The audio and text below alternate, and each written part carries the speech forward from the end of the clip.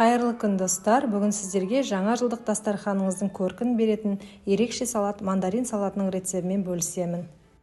Бұл ерекше мандарин салаты үшін бізге қажетті заттар суда қайнатылып пісірілген сәбіз, жұмыртқа, картоп және де сыр.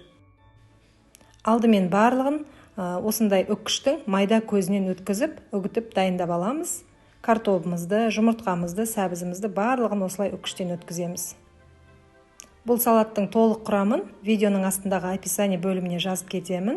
Мен жасаған салаттан 5 дана шығады. Өздеріңіз көбейтіп жасағыларыңыз келсе, сәбізді, картопты 2 еселеп, 3 еселеп көбейте бересіздер.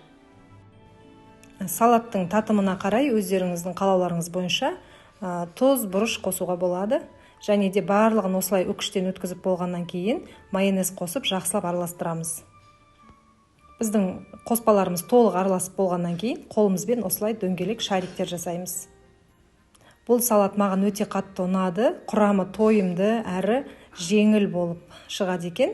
Енді осы дөңгелек шариктеріміздің сыртын әсемдеуге сәбізімізді жақсылап осылай үккіштен өткізіп аламыз. Үккіштен өткен сәбізімізді пищевая пленка, яғни мынандай пакетке жайып, жақсылап жайғастырып аламыз. Енді осы пакетіміздің үстіне сәбіздерімізді бір-бірлеп осылай жайғастырамыз. Осының үстіне жасап қойған начинкамызды, яғни қоспамызды осылай дөңгелектеп қолмен мандариннің пішінін береміз.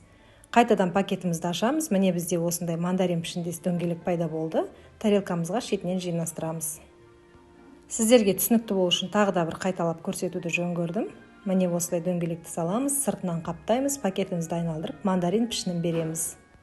Қараңыздар достар, бізде осындай мандариннен аумайтын осындай кереметтей салат пайда болды.